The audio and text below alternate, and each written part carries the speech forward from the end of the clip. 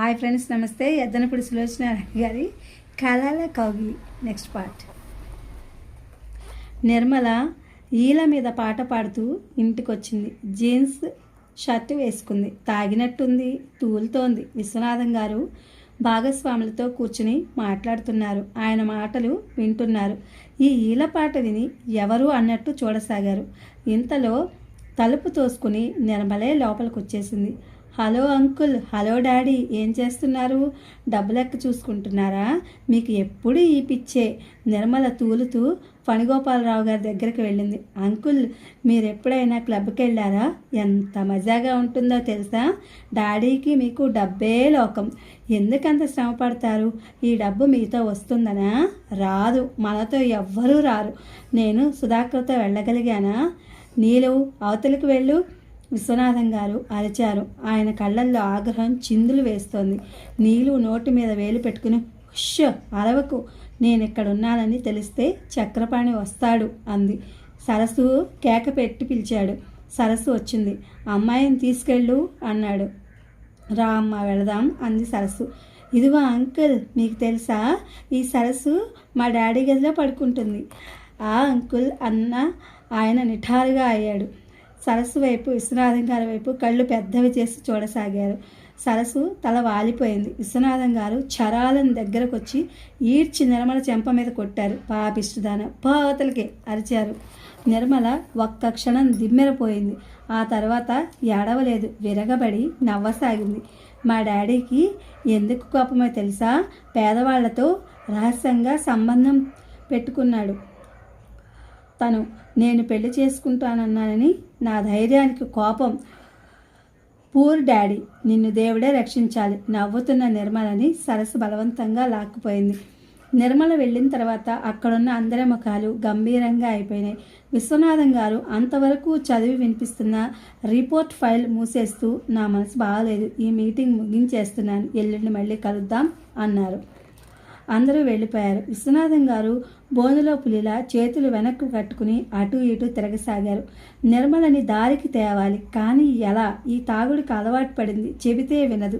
ఏ హాస్పిటల్లోనో ఒంట్లో బాగలేదని చేర్పిస్తే అక్కడ ఉంటుందని నమ్మకం లేదు. హాయిగా పెళ్లి చేసుకుని అత్తవారింటికి వెళ్ళి లక్షణంగా కాపురం చేసుకోవాల్సిన పిల్ల జీవితం తను బజార్న పడేసుకుంది. తన బ్రతుకు రచ్చకు ఈడ్చుకుంది. ఈ సమస్య తీరేదెట్లా? ఆయనకి దాహం వేసింది. వెళ్ళి టేబుల్ మీద పెట్టిన నీళ్ల గ్లాసులోంచి ఎత్తి తాగబోయాడు. అంతలోనే ఆగిపోయాడు. ఆ నీళ్లల్లో ఏదైనా విషం కలిపి ఉంటే ఆయన గ్లాస్ టేబుల్ మీద పెట్టేసి వెళ్ళి అర్మారాలో దాచుకున్న వాటర్ జగ్ తీసి అందులో నీళ్లు తాగాడు. ఆ నీళ్లు తను స్వయంగా బయట పంపు నుంచి పట్టి తెచ్చుకున్నది. కారులో వెళ్ళినప్పుడు కారు బజారు పంపు దగ్గర ఆపమని జగ్గుతో నీళ్లు పట్టి తెచ్చుకుంటుంటే డ్రైవర్ పిచ్చివాడిని చూసినట్టు చూస్తుంటాడు. అయినా ఆయన లక్ష్య పెట్టడు. కష్టాలకి మొండిగా ఎదురెదటం, లోకం నవ్వుతున్న లక్ష్య పెట్టకపోవడం ఆయనకి చిన్నప్పటి నుంచి అలవాటే. దూరంగా గదిలో నుంచి నిర్మల అరుపులు వినిపిస్తున్నాయి. ఒక్కటే కేకలు. సుధాకర్ దగ్గరికి వెళ్ళిపోతానంటుంది. సుధాకర్, సుధాకర్. ఇక నిర్మల మనసు ఆ కలలలో నుంచి బయటపడదు. డాక్టర్కి చూపిస్తే ఆ అమ్మాయి శరీరంలో ఆరోగ్య లోపం ఏం లేదు, తను శాంతంగా ఉండడం ప్రాధాన్యం, ఆ తాగుడు మానిపించాలి అంటూ అది ఆ దేవుడి తరం కూడా కాదని తెలుస్తూనే ఉంది. సరస్సు తలుపులు తీసుకుని గదిలోకి వచ్చింది. నీలు ఊరు వెళ్తుందట, డబ్బు కావాలట. విశ్వనాథం గారు ఒక్క క్షణం పడ్డట్టు చూశారు. డబ్బా? ఇప్పుడు తగలేసింది చాలలేదా? ఒక్క చిల్లి గవ్వ ఇవ్వను అని చెప్పి అరిచినట్టు అన్నాడు. సరే, సరస్సు వెళ్ళిపోబోయింది. ఇదిగో ఆగు, ఆయన సరస్సును పిలిచాడు. తీసుకువెళ్ళి ఇవ్వు, ఇంట్లో ఈ గొడవైనా తగ్గుతుంది. ఆయన కంఠంలో ఆగ్రహం తగ్గింది, నిస్సహాయత కనిపిస్తోంది. వెళ్ళి బీరువా తెరిచి డబ్బులు తీసుకొని వచ్చి సరస్సు చేతిలో పెట్టాడు. సరస్సు డబ్బు తీసుకువెళ్ళింది. ఈ డబ్బు నాకు చాలదు. అవతల గదిలో నుంచి నిర్మల అరుస్తోంది. నాన్నగారు ఇది ఇవ్వటానికే కేకలేస్తారు. కేకలేస్తారు, వెయ్యరు మరి. ఆయనకు డబ్బు ఖర్చు అంటే గిట్టదు. మహాపీనాసి. తను అనుభవించడు, నన్ను అనుభవించనీయుడు. పోయి తీసుకురా. కూతురు ఏమంటుందోనని కొంచెం వింటున్న విశ్వనాథం గారికి ఈ మాటలు చాలా కష్టం కలిగించాయి. ఈ ప్రపంచంలో డబ్బుని కష్టపడి సంపాదించిన వాడికే దాని విలువ అర్థమవుతుంది. ఈ డబ్బు సంపాదించడం చేతగాని వాళ్ళు మహాదానకన్నుర్లా కబుర్లు చెప్తారు. తను అనేవాడు ఉండి నిర్మల జీవితానికి గొడుగు పట్టబట్టి దారిద్ర్యం అనే ఎండ బాధలు అనేవి వర్షపు తాకిడికి నిర్మలకి ఏమాత్రం తెలియడం లేదు. సరస్సు మళ్ళీ గదిలోకి వచ్చింది. అమ్మాయికి డబ్బు చాలదట అంది. ఆయన అప్పటికే కుర్చీలో పెడమొహం పెట్టుకుని కూర్చుని ఉన్నారు. అంతకంటే నా దగ్గర లేదని చెప్పు. చెప్పినా వినటం లేదు. వినకపోతే పొమ్మను ఆయన విసురుగా అన్నారు. సరస్సు వెళ్ళింది. ఆయన లేచి వెళ్ళి మళ్ళీ వినసాగారు. నిర్మల అరుస్తోంది. వెళ్తాను. నాకు తెలుసు ఆయనకి నేను ఇంట్లోంచి వెళ్ళిపోవడమే కావాలి.